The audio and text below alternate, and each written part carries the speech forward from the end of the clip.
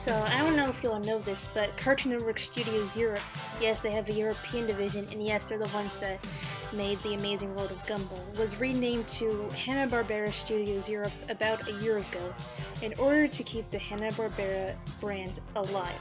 No, this company doesn't produce Jellystone, it's made in the USA. But they're still going to do stuff with Hanna Barbera properties. It was recently announced that they're making a new stop-motion Wacky Races series featuring Dick Dastardly and Muttley. And of course they're gonna make new Gumball content, including the movie that everyone wanted. And recently today, it was announced that they will be reviving two Craig McCracken properties, Foster's Home for Imaginary Friends and the Powerpuff Girls. When I saw the news of yet another Powerpuff Girl reboot, I was like, brother, but now I have high hopes for it since Craig McCracken is actually attached to it, unlike the 2016 reboot and the god-awful CW show that is probably cancelled. I don't know the state of it at this point.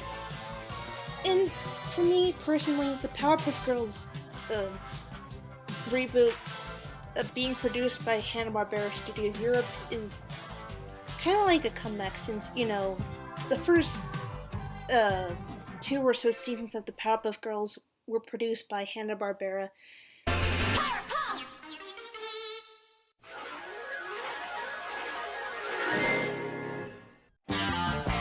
The last few seasons were produced by Cartoon Network Studios after Hanna Barbera officially dissolved after the death of Bill Hanna. Correct me if I'm wrong, but yeah. As for Foster's Home for Imaginary Friends, I'm a little cautious about this one. I love Foster's Home, but it doesn't really need a revival. It ended perfectly, and the only reason I want a revival is so they could make Blue actually likable. Everyone knows that Blue was a gigantic asshole, and he never got character development because Cartoon Network was allergic to continuity and character development in the 2000s. They wanted to easily rerun the episodes and not confuse kids if they thought kids were stupid and wouldn't notice Blue's character development. So I thought it would be cool if they could actually redeem Blue, but no, Foster's Home for Imaginary Friends' new show is going to be a preschool show and have a new cast of characters. Well,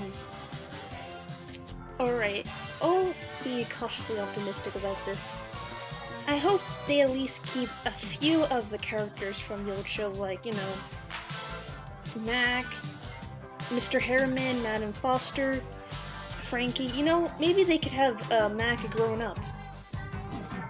That would be an interesting concept. And he now works at Foster's Home with Frankie and Mr. Harriman. Madam Foster's probably dead by this point, but whatever. Preschool series. Well, preschoolers are the main people who have imaginary friends. I don't know anyone who is like 10 years old and has an imaginary friend, so it being a preschool show this time around is kind of justified. Besides, many preschool shows are good, such as Bluey, and Cartoon Network's recent preschool shows that are coming up like Bugs Bunny Builders and Tom and Jerry Time actually look good. So yeah, this could work out.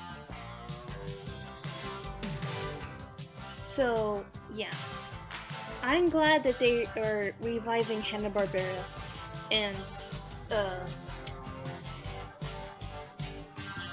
you know, bringing back old stuff, but I wish they would make new properties too. Now, Elliot from Earth was technically produced under Hanna Barbera Studios Europe, but Cartoon Network doesn't want it to exist anymore, and they keep erasing it from existence. In fact, recently, Elliot from Earth was removed from the CN app and other sites, along with other Cartoon Network and Adult Swim shows such as Final Space and J.J. Villard's Fairy Tales. It's probably because of tax write-offs, similar to what happened with Symbionic Titan and Megas XLR. It's just a shame the way Elliot from Earth was treated. You know, I hold out hope for these new reboots, especially the Wacky Races one, but I at least wish that they would make more original properties, and that's basically it.